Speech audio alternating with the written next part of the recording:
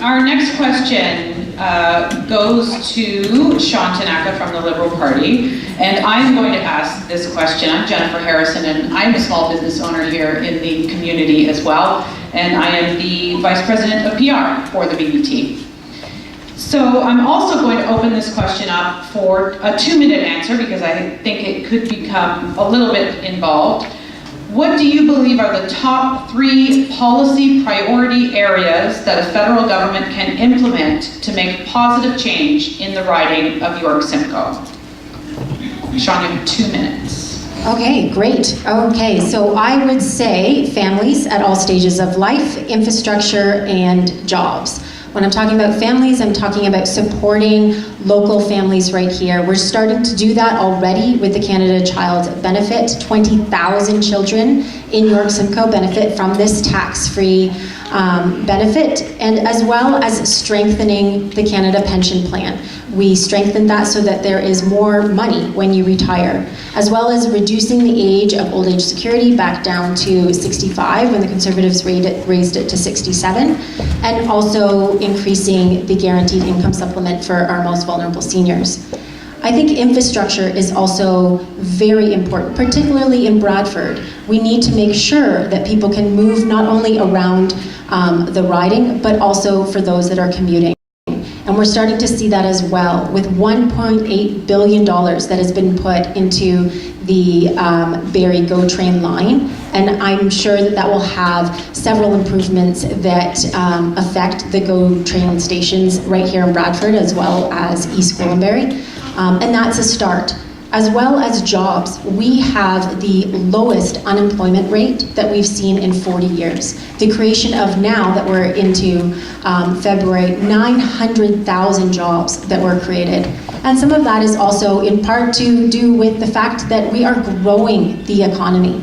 We are investing in Canadians, and it is putting more money back in the pockets of Canadians and lowering small business tax that allows for this job creation. And so I want to make sure that we continue on this, because while the Liberal government has delivered on these results, there's always more that we can do. There's always more that we can push. And one of the things that we've lacked here is a local voice. We haven't had somebody advocating for us. Thank you, Sean. That's 2 minutes. Thank you. I knew we could go with that one a little bit longer. Okay, Robert, we're going to move to you. 2 minutes. The way to save York-Simcoe and make it prosper is through innovation. You've got it. When I said it to you a few minutes ago, you had to agree. Getting rid of the capital gains tax, how much money would that put in all of your into your pockets?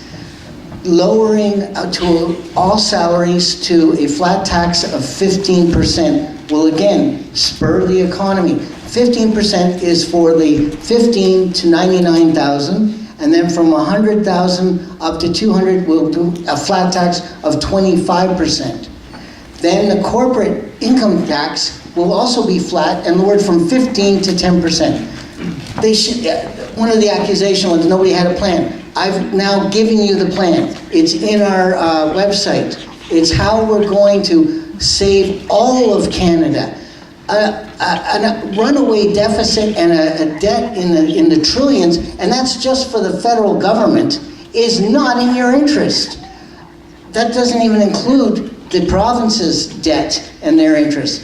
If we go back to the fundamentals, which is accountability and saying no to some people, we can at least save all of us.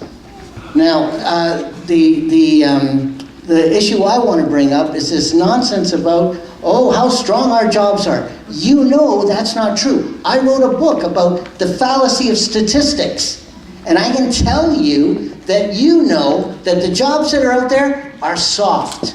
They're contract jobs, they're part-time jobs, they are not career jobs. And those are the jobs that are left for the millennials, and this is what, we're going to starve them.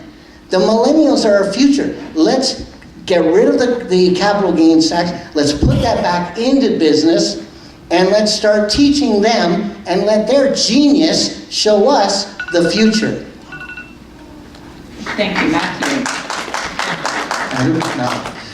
So yeah, again, climate change has got to be the number one issue in this entire election for everyone. It's the number one issue worldwide, specifically as it pertains here to York Simcoe. The millions of gallons of chemicals that are dumped into Lake Simcoe every year. This needs to stop. We need to clean that lake up. We need to get back to our natural resources here. We need to invest also into the agriculture as well here, specifically as the Holland Landing. It's one of the economic backbones of this riding. Beyond that, universal healthcare is a huge pillar in the Green Party platform. We look to preventative healthcare rather than reactive healthcare. You can spend all the millions of dollars you want in trying to react after something has happened to you. But wouldn't it make much more sense to spend thousands of dollars to prevent it from ever happening in the first place? This is just a simple thing of logic. Something as simple as universal pharmacare. You really want to sit there and have to decide between getting your cancer medication or paying your mortgage? This is something that the Greens were the only party in the 2015 election that actually had universal pharmacare on their platform. I'm glad to see some of the parties have actually started to catch up on this. Then on top of that, the next pillar for us in this next election is also going to be the economic inequality of the rich to the poor, the one percenters. We need to bring corporate taxes back to just even the level they were in 2009. We're leaving close to $40 billion on the table every single year by not taxing corporations as they should. I'm not talking about going and taxing them into oblivion. Tax them the exact same way they were in 2009 before the Harper government just started flattening all the taxes away from the corporations and handing out oil subsidies. We need to do this so that we can actually start to create jobs. We need to incentivize the clean energy jobs. For every $1 million that is invested in oil, you create 2 jobs. For every $1 million invested in clean energy, Thank you, Matthew. 15 jobs are created. Jessa McLean, 2 minutes. Thank you. So if you take a look at the literature we've provided at the back, you will see my 3 priorities, and they have not wavered, because that's what I'm hearing from the residents when we go door to door. Affordable housing. We're getting priced out of our homes and our apartments. Our rentals have gone up 52%, while our wages have only gone up 11%. You can only imagine what this is doing to people.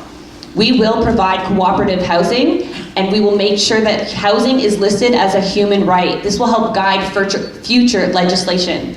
Pharmacare. I spoke to a lady named Bev. 2 members of her family she's close to losing her home because 2 members are now reliant on daily medications that they can't afford. We don't have to let this happen.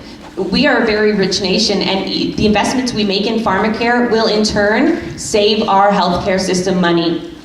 And of course, climate change. Again, the NDP is the only party with a laid out, clear plan to transition us completely from fossil fuels. It is possible, but we need you to do it. We need you to know that it's possible and vote with your values. We hear the Liberals talking about tax credits and really resting on all of the things that they have already done, but they have not said one thing that they will do in the future. Not one thing. That's insulting to you voters to try to just imagine to rest on our last 4 years, knowing that inequality has skyrocketed, that our riding has affordable housing rates that are the worst in the province. We deserve so much better, and the NDP is the only party that can provide the things that I'm talking about. Thank you. John. Well, I'm trying to stop financial waste. And that's why there's no way I'm going to do anything about global warming until Greenland's green again. And that's why I'm proud to say I'm the smartest man on earth, and these people aren't on the same side of the bell curve as I am. I was teaching assistant of Canada's only mathematics of gambling course after a systems engineering degree. Same education as Mr. Spock. Which is why I can bet I'm right and these clowns are wrong. Why did they change the name from global warming to climate change? From up to both ways. Why? Why did they change the name? It's still measured in degrees. You're being scammed. I can't be scammed. I'm too sharp. And of course the slows can. That's why these 5 slows are up here talking about wasting your cash on carbon taxes. Number 2, again, the interest rates. Wow. Our taxes disappear since over 40 years ago for interest on Trudeau's debt. we didn't have to owe. If we got back 2 trillion taxed since Pierre helped banks us fleece, reversing algorithm gets back 60 grand a piece. So your kids would all have 60 grand in the bank instead of being 200 bucks shy of broke. So, while Justin could make loans again without the usury, can we expect but more bad fruit from father's crooked tree? An engineering dropout, beta boy though blooded blue, like dad a silver spooner with for numbers talents few.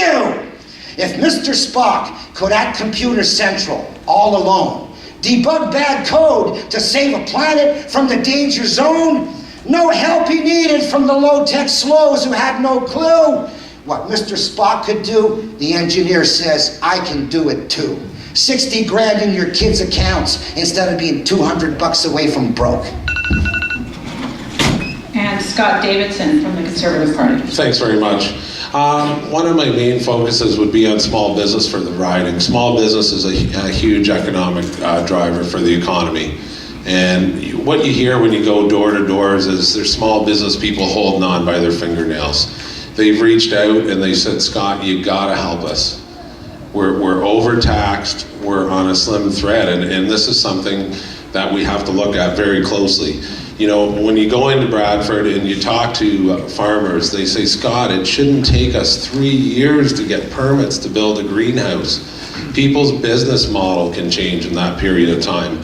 So that's one focus that would be mine. That leads to less youth unemployment and more job creations with more small business. Also in infrastructure. And when I say infrastructure, it's not just the Bradford bypass. It's reaching out with internet providers as well, and internet in rural areas. There's farmers now that their business models rely on good internet. They also say, Scott, we're burning propane. We need help to get clean natural gas so we can save some money. And also we have a lot of farms now still on phase 1 hydro. And they're reaching out and asking for those things. And lastly would be my focus on Lake Simcoe. We need to bring back the Lake Simcoe cleanup fund. And that is a very important lake to all of us. This is where we all live, work, and play. And that would be a priority to me to keep Lake Simcoe clean for all of us, especially with the First Nations on Georgian Island that still relies on it for their drinking water. Thank you. Thank you. We're going to move on to our next question.